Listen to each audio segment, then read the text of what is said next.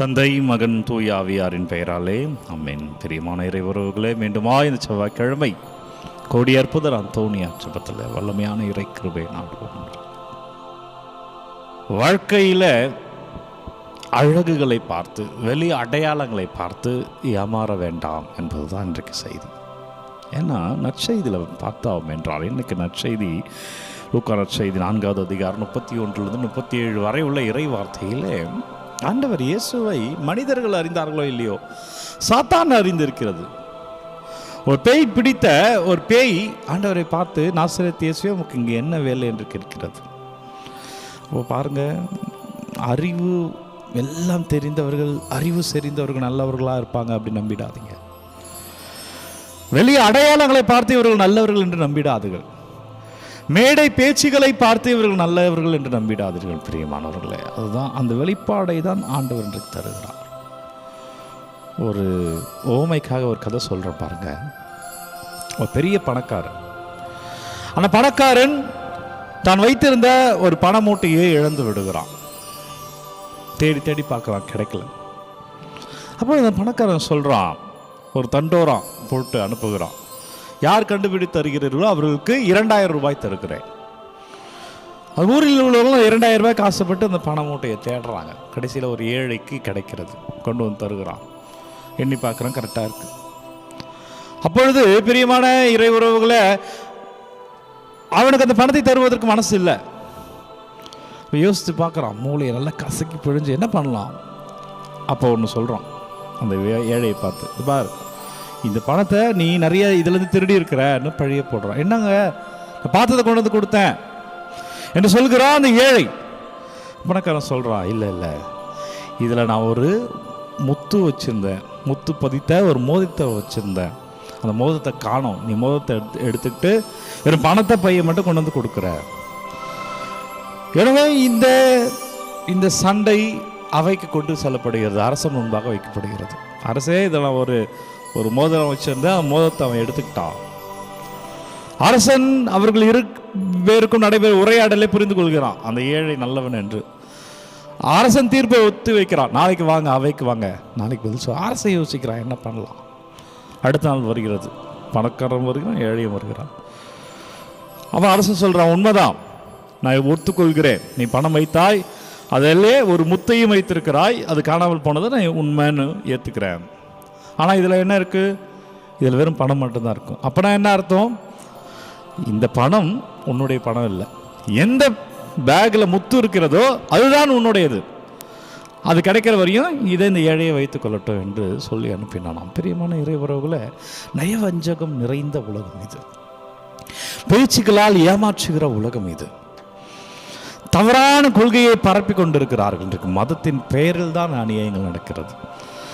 மனிதர்களை இணைக்க வந்த மதம் இன்று மனிதர்களை பிரித்து கொண்டிருக்கிறது. மனிதர்கள் மதத்தின் பெயரால் பிரிவினைகள் வைத்துக் கொண்டிருக்கிறார்கள். மதத்தின் பெயரால் பிறரை அழிக்கிறார்கள். எனவே வெளி அடையாளங்கள் ஆன்மீகம் அல்ல. வெளி அடையாளங்களோடு ஒரு மனிதர்களை பார்த்து அவர்கள் நல்லவர்கள் என்று எண்ணி விடாதீர்கள். இது எல்லார் வாழ்க்கையிலுமே இருக்கும். யோசிச்சு பாருங்க, உங்கள் வாழ்க்கையில் இதெல்லாம் வெளி அடையாளம். நான் இன்றைக்கு இந்த சிந்தனையை வேறு ஒன்று தான் யோசித்தேன். ஆனால் அந்த சிந்தனைக்கு பதிலாக இந்த ஒரு வார்த்தை, நாசரேத்து இயேசுவே, உமக்கு இங்கு என்ன வேலை. இயேசுக்காய் காத்திருந்தார்கள் யூதர்கள், அவர்களால் இயேசுவை உணர முடியல. இயேசுக்காக பல அறிஞர்கள், மறைநூல் அறிஞர்கள் அறிந்து வைத்தார்கள், அவர்களால் இயேசுவை உணர முடியல. ஆனால் ஒரு சாத்தான், ஒரு தீமை இயேசுவை அறிந்திருக்கிறது. எப்படி இது நடந்தது என்றால், பிரியமானவர்களே, இதுதான் உலகம். இது உலகத்துக்கு எல்லாம் தெரியும். எனவே எல்லாம் தெரிந்தவரிடம் ஏமாந்து போகாதே என்பதுதான் செய்தி. அந்த கதையில் அதுதான். அவன் இப்படியா தந்திரமாக வார்த்தையை வைத்து அந்த ஏழையை ஏமாற்ற பார்க்கிறான். ஆனால் அதே தந்திரத்தை நல்ல வகையில் யோசித்த அரசன் அந்த ஏழையை மீட்கிறான். எனவே நான் நல்ல வகையில் யோசிக்கணும்.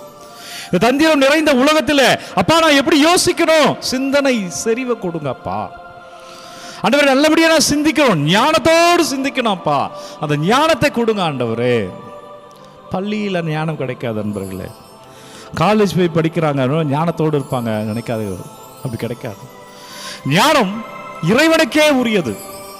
எனவே எவன் ஒருவன் எவன் ஒருத்தர் ஞானத்தோடு இருக்கிறாரோ அவர் இந்த வெளிவேடத்தை பார்த்து ஏமாற மாட்டார். நம்ம இன்றைக்கு வெளிவேடத்தை பார்த்து ஏமாந்ததால் தான் உங்கள் வீடு இப்படி இருக்கு, நம்ம இப்படி இருக்கிறோம், நம்ம நாடு இப்படி இருக்கிறது.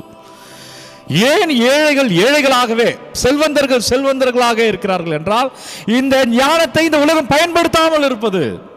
அப்பா அந்த ஞானத்தை கொடுங்கன்னு கேட்போம்.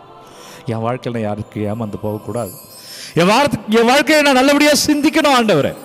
அந்த சிந்தனை செறிவை இறைவா என் மீது பொழிந்தருள்வீராக. அப்பா என்னை ஆசீர்வதிப்பீராக. அந்த கிருபையில நாங்கள் நிற்க முடியாது தொடுங்க என்று அவரை துதிப்போம்.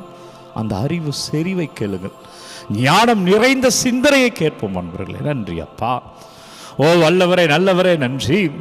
ஓ இயேசுவே துதிக்கிறோமே, ஆராதனை செய்கிறோம் ராஜா. ஒவ்வொரு பிள்ளைகளுக்காக உம்மை துதிக்கிறேன், நம்பிக்கையோடு ஜெபிக்கிற ஒவ்வொருவருக்காக உம்மை துதிக்கிறேன் ஆண்டவரே. நீங்க தொடுங்க அப்பா. ஆண்டவரே நீங்க வழிநடத்துங்க ராஜா.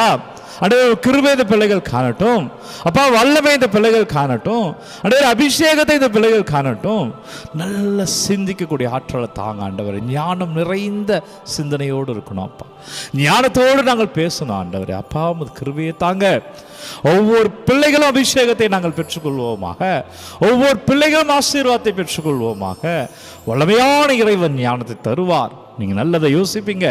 உங்கள் விண்ணப்பங்களை எல்லாம் ஒப்பு கொடுக்குறேன். என்னெல்லாம் பிள்ளைகள் அனுப்புகிறாங்க, என்ன நோய் நொடிகளோடு இருக்கிறார்கள், இதுவெல்லாம் மாறணும் ஃபாதர் என்று ஒப்பு கொடுத்து கேட்கிறார்களோ ஒவ்வொரு விண்ணப்பங்களையும் பாதத்தில் வைக்கிறேன் அப்பா. நீங்கள் தொடுங்க ஆண்டவரே. இயேசு சாமியின் பெயரில் பிள்ளைகளை நாம் வாழ்வோம், அபிஷேகமாய் ஆசீர்வாதமாய் வாழ்வோம்.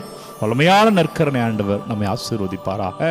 இயேசு கிறிஸ்துவின் திருப்பெயரிலே வல்லமையான இறைவன் நம்மை தந்தை மகன் தூய ஆவியார் நம்மை நிறைவாக ஆசீர்வதிப்பாராக.